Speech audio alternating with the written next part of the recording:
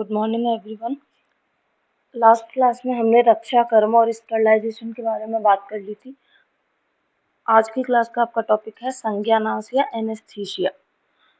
ये जो टॉपिक है यहाँ से आपको एग्जाम में क्वेश्चन पक्का ही मिलेगा, चाहे वो 2 मार्क्स का हो, 5 मार्क्स में मिल सकता है और 10 मार्क्स में मिल सकता है।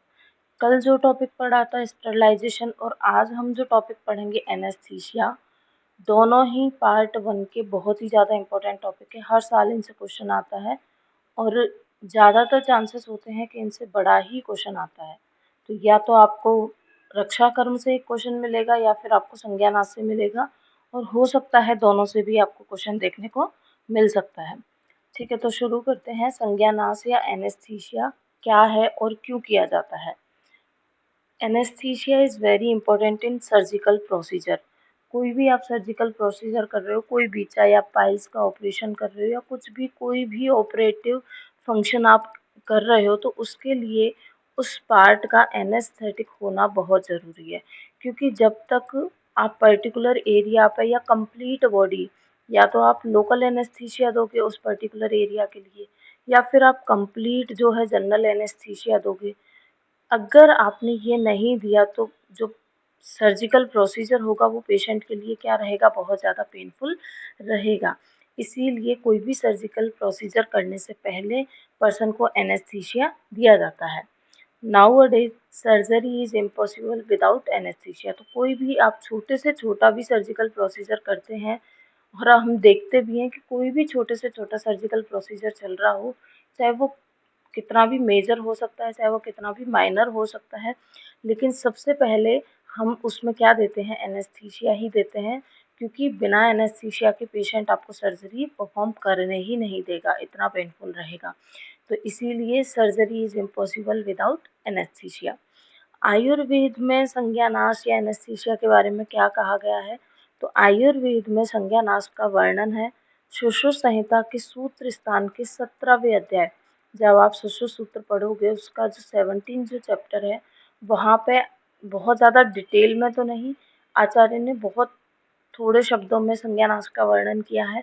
क्या बोला है, बहुत बस एक कोटेशन के अंदर ही उन्होंने ये मेंशन किया है कि जब भी आप कोई शस्त्र कर्म परफॉर्म कर रहे हो, उससे पहले चिकित्सक क्या करे कि रोगी को बोल दे कि आपको जो खाना खाना है, इच्छा पूर्वक भरपेट उसको खाना खाने के लिए बोले। ठीक है, तो यथेक्ष भोजन दे, जो वो खाना चाहता है वो उसको खाना देना है सर्जरी से पहले। जो रोगी वेदना सहन नहीं कर सकते, यानी कि जो सुकुमार हों, जो पेन को सहन नहीं नहीं कर सकते, तथा साथ में जो मद्यपान भी करते हैं। कौन से पेशेंट, जो न तो पेन को सहन कर सकते और जिनको मद्यपान करने की ऑलरेडी आदत है, उनको आपको क्या कराना है, तीक्ष्ण मद्यपान कराना है। उनको क्या करवाइएगा, आवाज़ नहीं आ रही है आपको, आवाज़ नहीं आ रही है मेरी।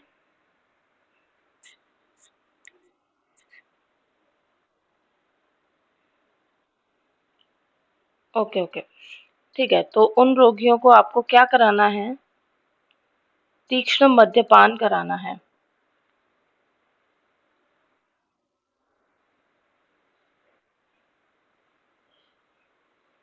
तीक्ष्ण मद्यपान से क्या होगा कि उसकी जो संज्ञा होगा उसका नाश हो जाएगा, तो उसको जो भी पेन होने वाला है सर्जरी के दौरान वो नहीं होगा।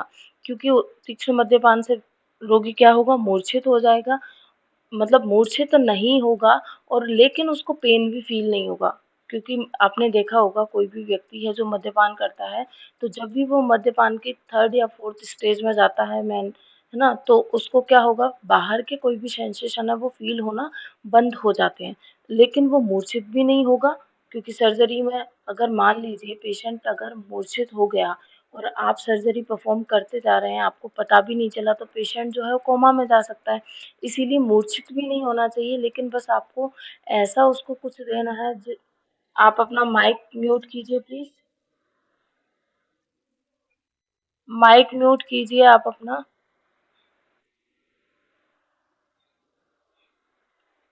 माइक म्यूट कर लीजिए आप अपना।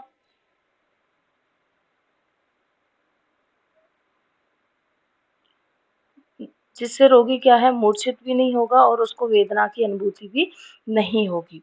ये तो बात बोली आचार्य सुश्रुत ने। आचार्य चरक ने क्या बोला कि जो गर्भ शल्य है, आचार्य चरक ने ये बात जो है मृत गर्भ को निकालने के लिए बोली थी कि जो गर्भ शल्य है, अगर जो बच्चा है वो गर्भ के अंदर उसकी मृत्यु हो जाती है तो उसको बाहर निकालने के बाद, जब भी मूढ़ गर्भ होगा तो उसको आपको फटाफट से बाहर निकालना है। बच्चा अगर मृत गर्भ हो चुका है तो उसको फटाफट से बाहर निकालना है। तो उसको बाहर निकालने के बाद गर्भाशय के शोधन के लिए तथा वेदना को दूर करने के लिए जो गर्भिणी है उसको आपको सुरा, सीधु, अरिष्ट, मधु, मदिरा, आसव इन सब का पान कराना है, जिससे उसका जो पेन हो रहा है, जो उसको वेदना हो रही है, उसका क्या हो जाएगा, शमन हो जाएगा।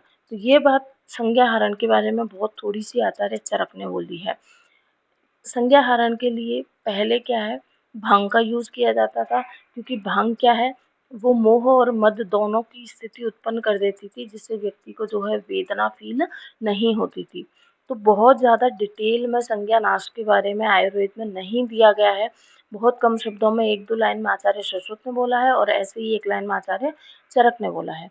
तो हम इसकी जो डिटेल है वो हम मॉडर्न के अकॉर्डिंग पढ़ेंगे।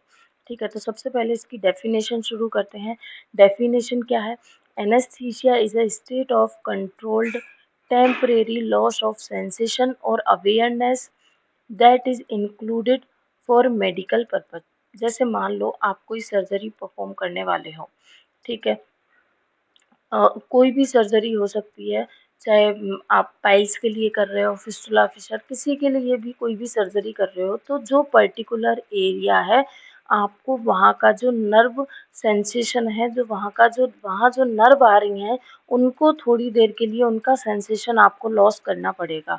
क्योंकि अगर आपने ऐसा नहीं किया तो पर्सन को पेन होगा और वो सर्जरी परफॉर्म नहीं करने देगा। तो ये सारा जो काम किया जाता है वो किसकी हेल्प से किया जाता है? एनेस्थीसिया की हेल्प से। तो एनेस्थीसिया क्या है? Controlled temporary loss, permanent loss नहीं होता है सेंसेशन का, टेम्परेरी, यानी कि मान लीजिए कोई भी सर्जिकल प्रोसीजर है, वो 15 मिनट चलने वाला है, तो आपको ऐसा एनेस्थीसिया यूज करना है जो 1-2 घंटे तक काम करे। ठीक है, तो यहाँ पे मतलब जो सेंसेशन है उस एरिया का जो नर्व सेंसेशन है वो कितने टाइम के लिए उसका सेंसेशन लॉस होगा? बहुत कम टाइम के लिए। इसीलिए ऐसा नहीं है कि आपने परमानेंटली नर्व डैमेज कर दी एनेस्थीसिया देके, ऐसा नहीं होगा। तो एनेस्थीसिया की वजह से जो सेंसेशन है उनका टेम्परेरी लॉस हो जाएगा और awareness that is induced for medical purpose. अब ऐसा थोड़ी है कि जिस व्यक्ति की आपको सर्जरी भी नहीं करनी उसको आप एनेस्थीसिया दे सकते हो, नहीं।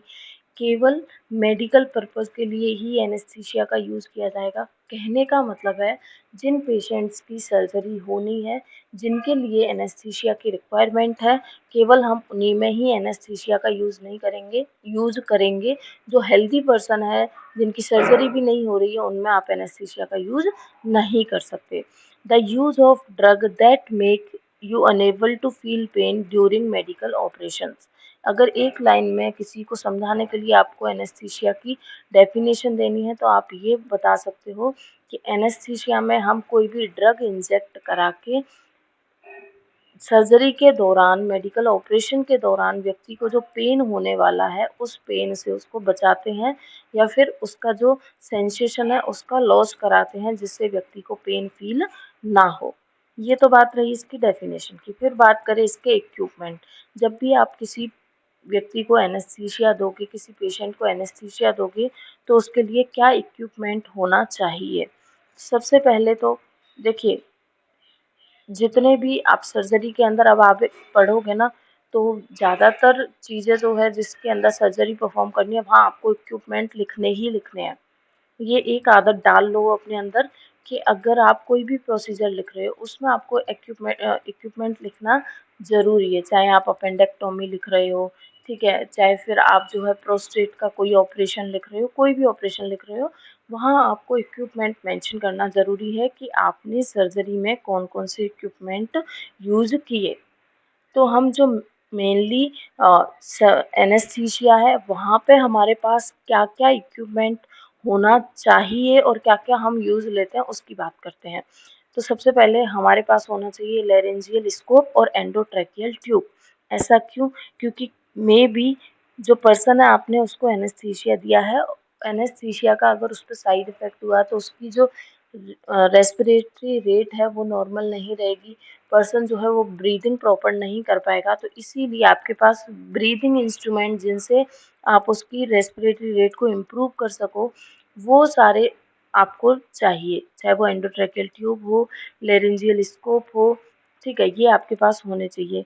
दूसरा आपके पास ओरोफेरेंजियल एयरवे होना चाहिए जिससे आप उसका माउथ है उसको क्लीन कर सको।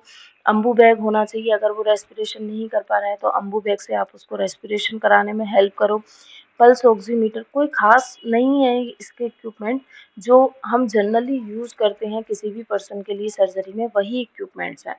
बीपी इंस्ट्रूमेंट होना चाहिए, कार्डियक मॉनिटर होना चाहिए जिससे आप रेगुलर उसकी हार्ट बीट है, उसको हार्ट रेट है, उसको मेजर कर पाओ, जिससे आपको पता रहे कि पर्सन का जो एनेस्थीसिया देने के बाद उस पर कोई साइड इफ़ेक्ट तो नहीं हो रहा है। तो ये सारे इक्विपमेंट तो आपके पास नॉर्मली होने भी चाहिए, इनमें कोई ख़ास बात नहीं है, ये तो नॉर्मली आपके पास होने भी चाहिए, ठीक है। अब मेन जो हम एनेस्थीसिया में यूज़ करेंगे वो होती है स्पाइनल निडल। अगर आप पेशेंट को स्पाइनल एनेस्थीसिया दे रहे हो तो स्पाइनल निडल अलग से आती है, वो आपके पास होनी चाहिए। सोर्स ऑफ ऑक्सीजन, अगर जो है वो ब्रीथ प्रॉपर नहीं कर पा रहा है, ब्रीथिंग उसकी नॉर्मल नहीं है ड्यूरिंग सर्जरी, क्योंकि कोई भी सर्जिकल प्रोसीजर करते हैं तो उस टाइम पे व्यक्ति का जो भी रेस्पिरेटरी रेट है, हार्ट रेट है, वो मोस्टली टाइम नॉर्मल नहीं रहता है, फ्लक्चुएशन होता रहता है। इसीलिए आपके पास सारा अरेंजमेंट पहले से ही होना चाहिए, क्योंकि आप एनेस्थीसिया बिना सर्जरी के तो दोगे नहीं, एनेस्थीसिया दे रहे हो मतलब आप सर्जरी भी परफॉर्म करोगे, इसीलिए आपके पास ये सारी चीज़ें होना ज़रूरी है। इमरजेंसी ड्रग ट्रे होनी चाहिए, अगर उसको कोई साइड इफ़ेक्ट हो जाता है तो इमरजेंसी जो ट्रे है उसके अंदर आपके पास सारी रेस्पिरेशन की, हार्ट की सारी जो आपके पास मेडिसिन्स हैं या फिर और जो चीज़ें उनको जो है बूस्ट अप करने वाली हैं वो आपके पास होनी चाहिए।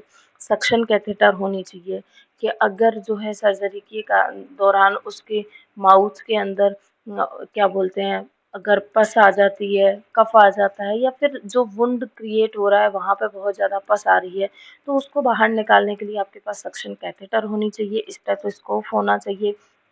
तो ये जो कुल मिला के जिनमें कुछ बहुत ज़्यादा खास नहीं है, ये इंस्ट्रूमेंट तो आप कोई भी सर्जरी करो, कोई भी, हर सर्जरी में आपके पास होना ही चाहिए। तो ये इंस्ट्रूमेंट कुछ पढ़ लेना, ये आपको सारी की सारी चीज़ों में लिखने में हेल्प करेगा, ठीक है। फिर उसके बाद आता है pre operative assessment. Pre operative assessment में क्या है कि जब भी आप पेशेंट की सर्जरी करोगे उससे पहले आपको पेशेंट का एग्जामिनेशन कैसे करना है। तो सर्जरी से एक दिन पहले पेशेंट को आपको एडमिट कर लेना है और उसका एग्जामिनेशन करना है। यदि पेशेंट को कोई और डिजीज़ है, जैसे आप सर्जरी तो किसी और डिजीज़ की करने वाले हो, मान लो सर्जरी जो है उसकी चलने वाली है स्टेनोसिस की, लेकिन उस पेशेंट को हाइपरटेंशन है या डायबिटीज़ है, तो आपको पहले उन डिजीज़ को कंट्रोल करना है, बाद में आप सर्जरी परफॉर्म कीजिएगा।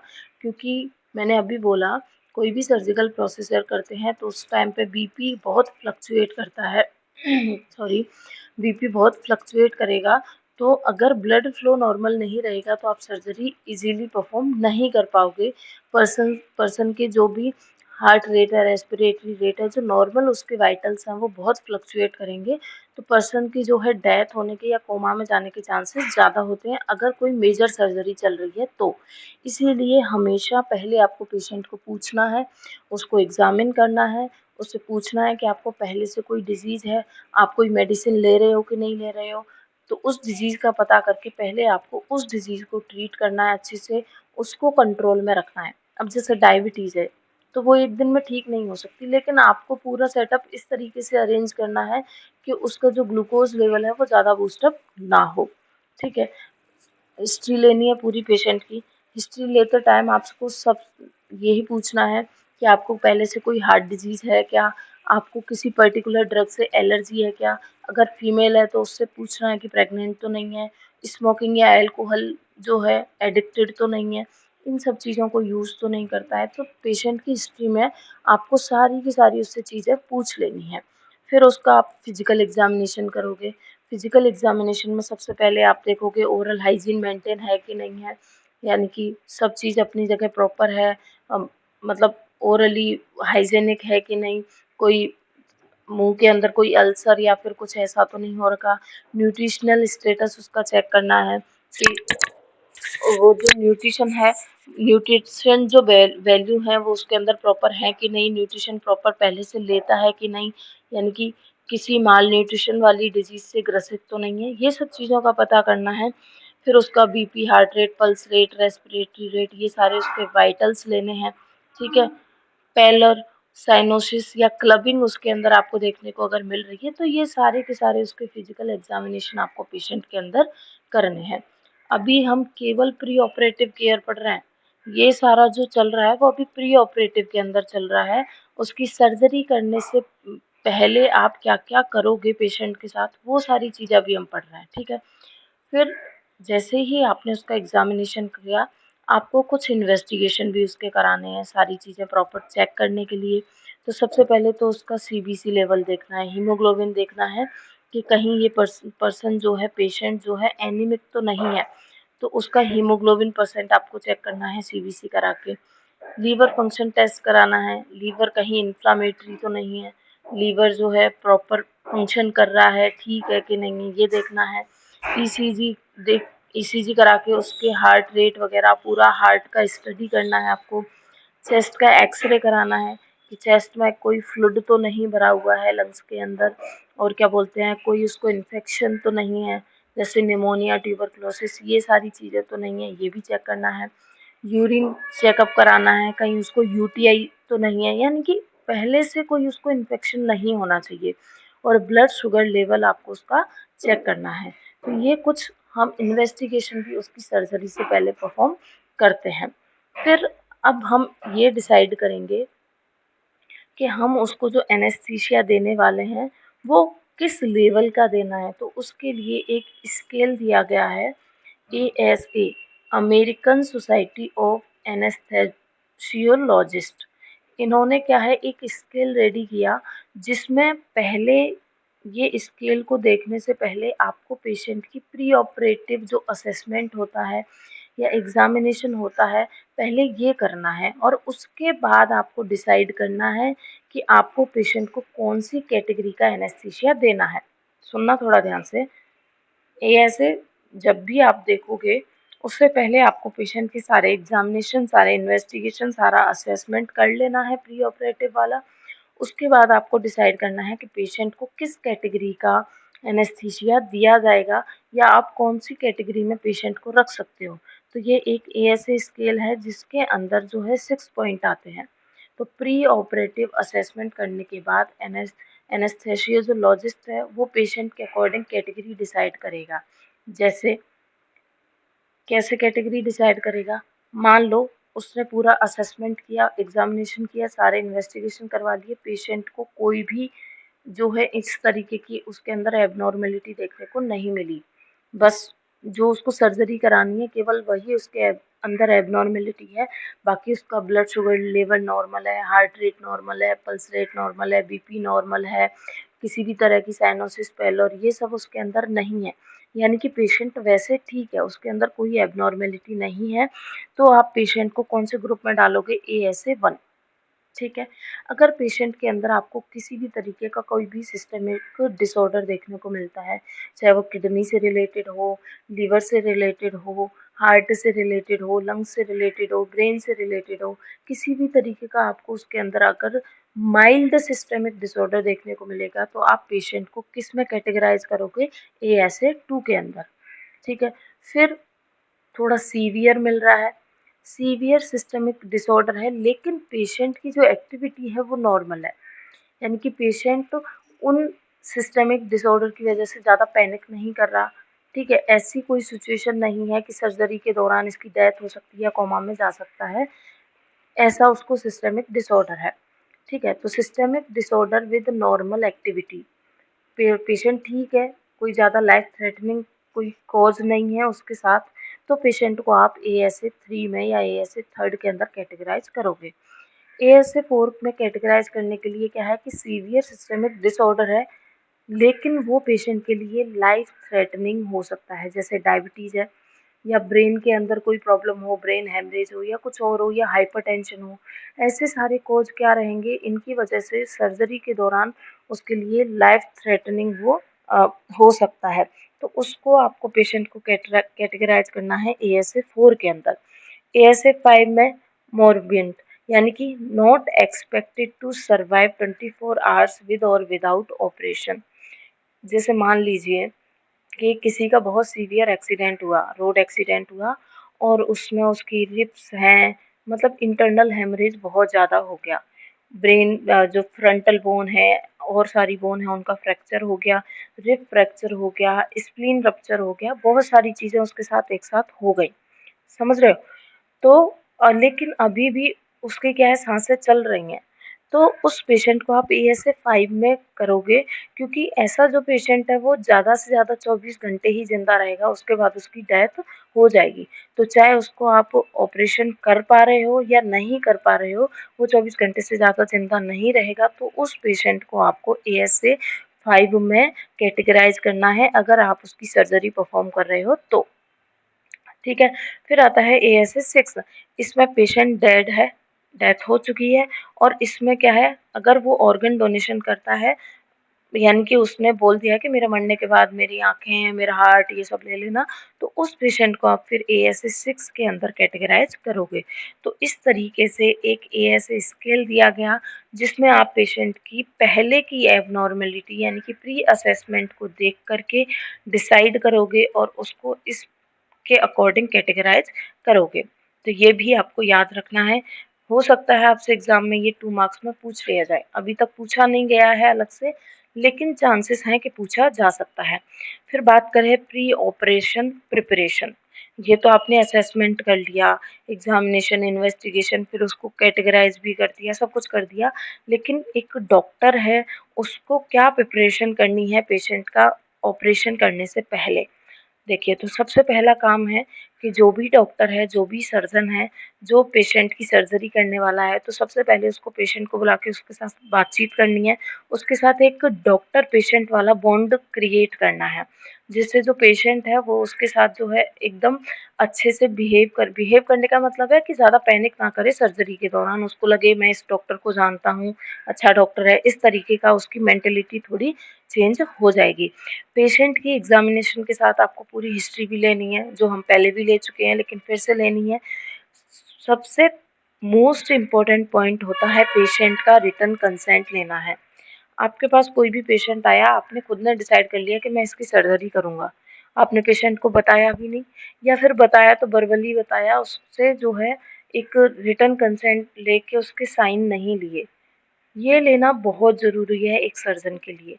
क्यों? वो जो आपने सीरियल्स के अंदर देखा होगा बिल्कुल वही चीज़, कि अगर आप पहले ऑपरेशन से पहले उसका रिटन कंसेंट नहीं लेते और सर्जरी, इन बिटवीन सर्जरी या आफ्टर सर्जरी किसी भी तरीके का उसको अगर प्रॉब्लम होता है, चाहे वो कोमा में जाए, चाहे उसकी डेथ हो जाए, तो इसके लिए रिस्पॉन्सिबल कौन होगा? डॉक्टर। इसीलिए आपको हर एक चीज़ से पहले ही पेशेंट को अवेयर कराना है, उसको सर्जरी के बारे में पूरी चीज़ बतानी है कि आपकी सर्जरी ऐसे होगी, उसके साइड इफ़ेक्ट ये हो सकते हैं, आपकी डेथ भी हो सकती है, मतलब हर एक चीज़ आपको उसको उसको नहीं तो उसके फैमिली मेंबर को आपको बतानी ही बतानी है, इसीलिए पेशेंट का रिटन कंसेंट होना ज़रूरी है।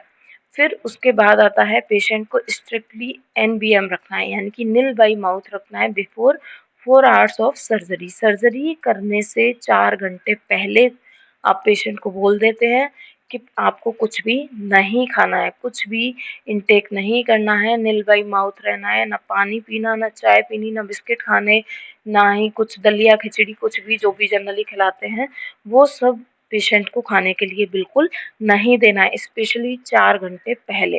क्योंकि अगर खाने के लिए आप दोगे तो स्टमक खाली नहीं रहेगा, तो बीच में स्टूल पास कर सकता है, या फिर स्टमक की सर्जरी है तो वहाँ भी आप प्रॉपर नहीं कर पाओगे। इसीलिए एकदम निल बाई माउथ उसको रखना है। अब बारी आती है एनेस्थीसिया देने की। ये तो था प्री ऑपरेटिव में सब चल रहा था, एनेस्थीसिया देने से पहले आपको क्या करना है।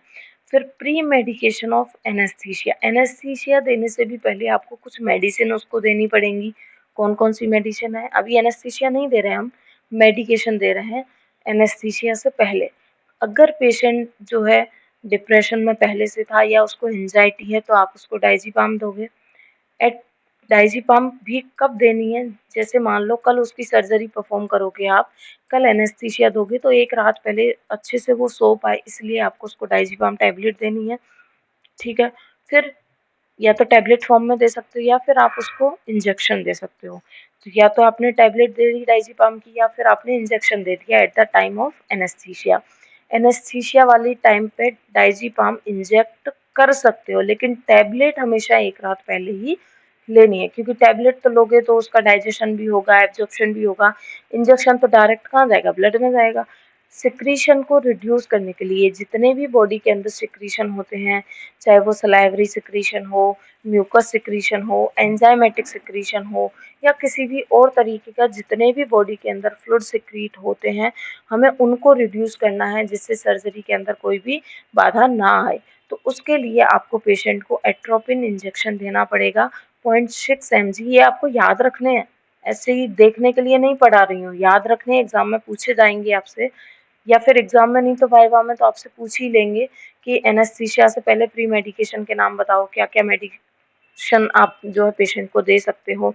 तो एट्रोपिन इंजेक्ट कराओगे, ये एट्रोपिन क्या काम करेगा, जितने भी उसके सिक्रीशन है उनको क्या कर देगा, रिड्यूस कर देगा। यदि pre operative narcotic analgesic use किए जाते हैं तो एंटी एमिटिक ड्रग आपको देनी है।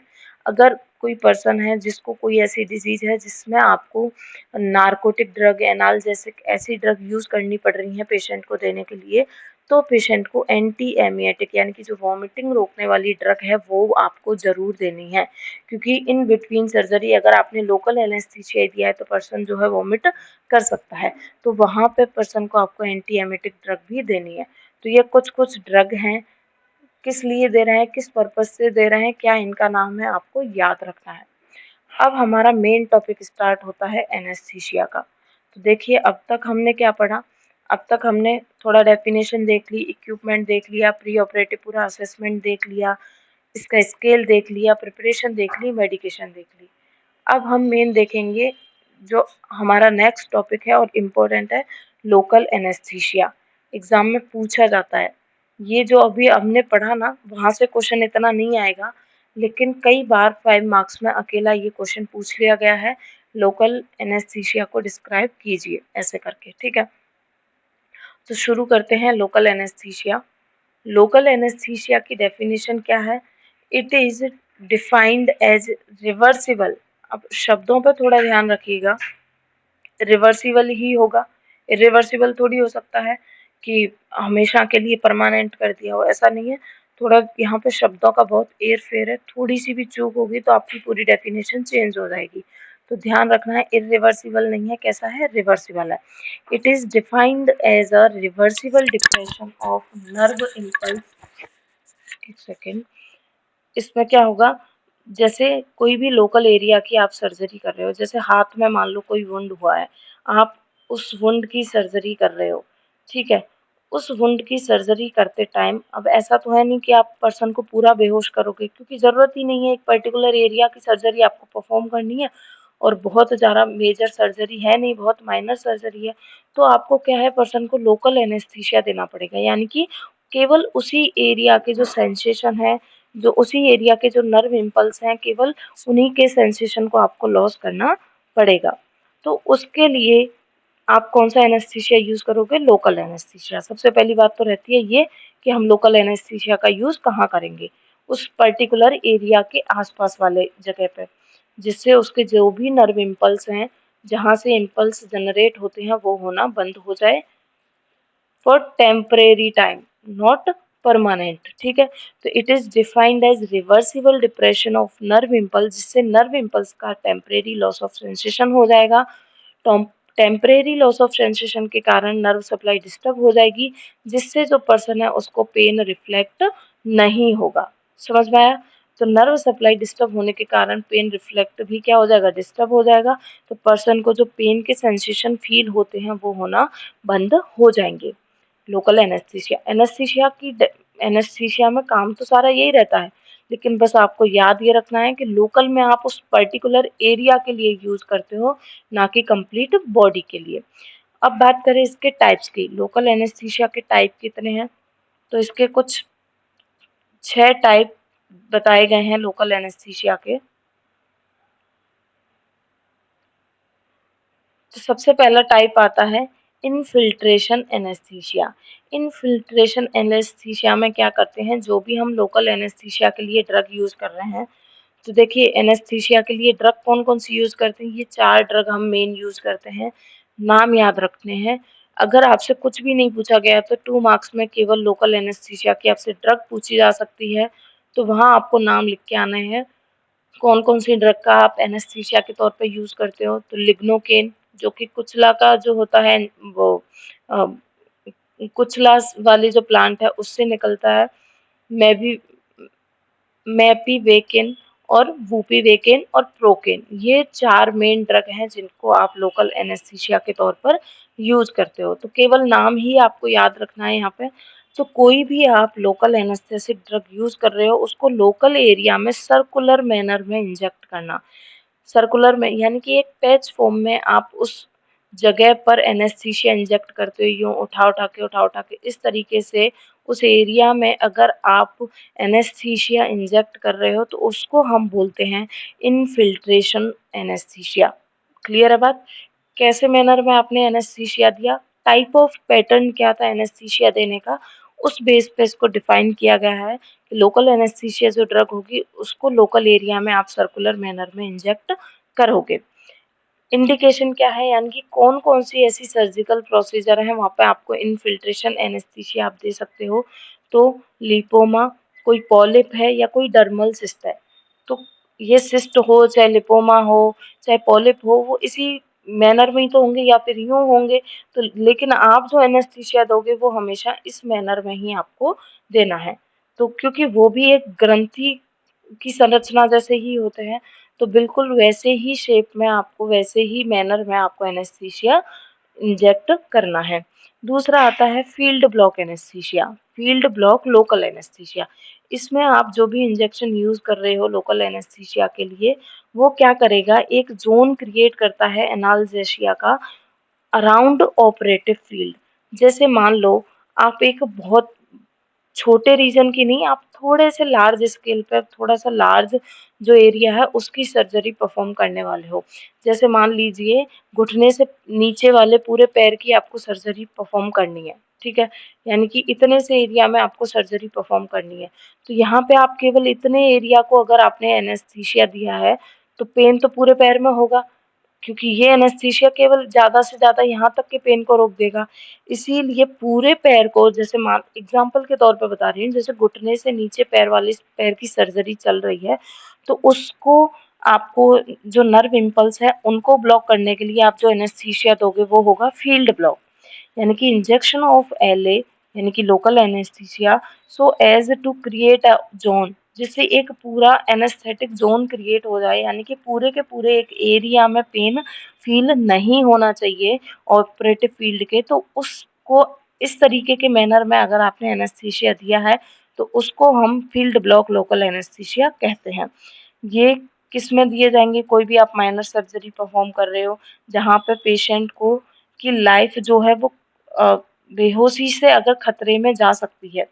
जैसे आपने पेशेंट ऐसी कोई सर्जरी कर रहे हो जिसमें आपने पेशेंट को जनरल एनेस्थीसिया दिया, जिसकी वजह से जनरल एनेस्थीसिया में तो पेशेंट बेहोश ही हो जाएगा, उसको होश नहीं रहेगा।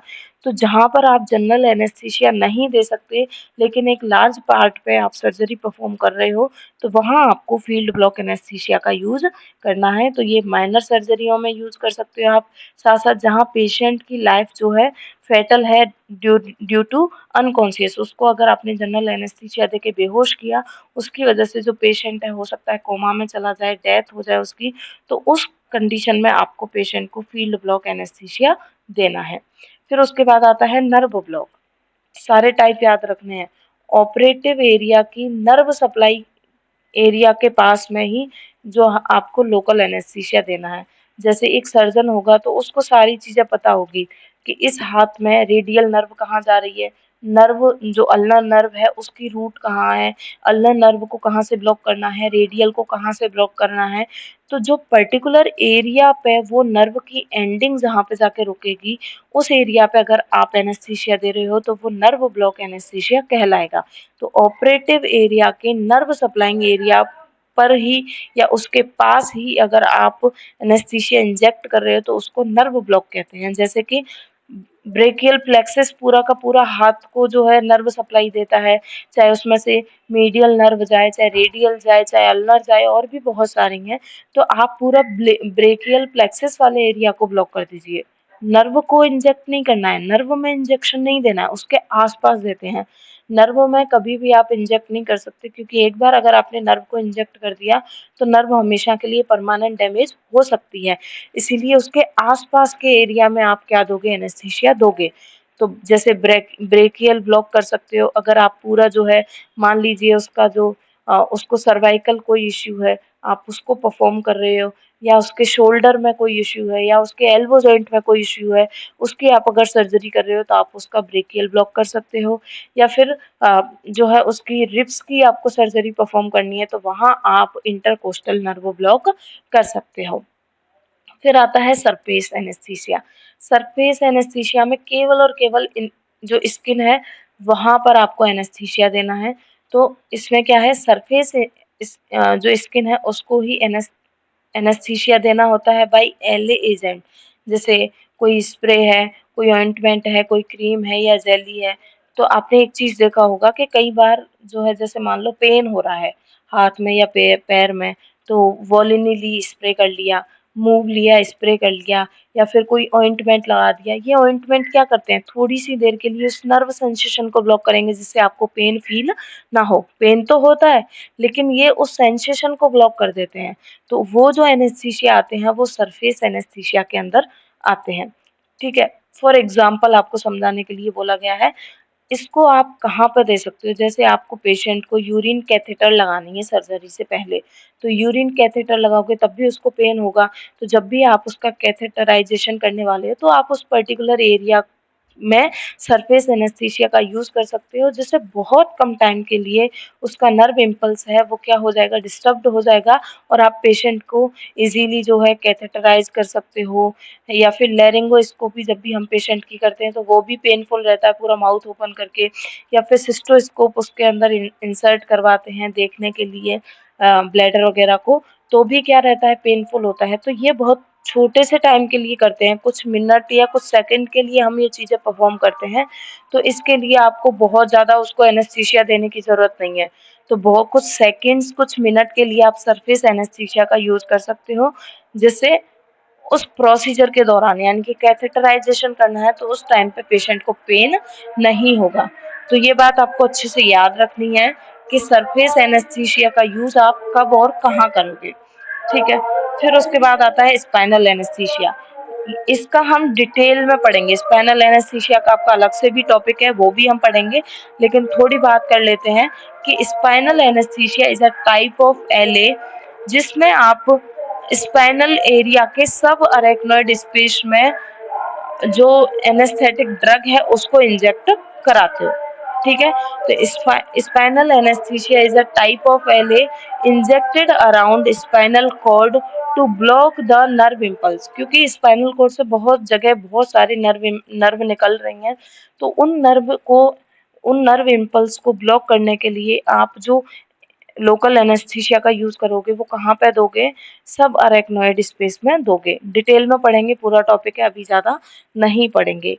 कब आपको स्पाइनल एनेस्थीसिया देना है, जब आप लोअर लिम्ब की सर्जरी कर रहे हो, या फिर जब भी जैसे प्रेगनेंसी में अगर सिजेरियन सेक्शन करना होता है तो पहले वहां भी स्पाइनल एनेस्थीसिया दिया जाता था, तो याद रखना है। फिर आता है एपीड्यूरल। एपीड्यूरल में क्या है, वही direct block of spinal nerve root in epidural space, it is a type of LA.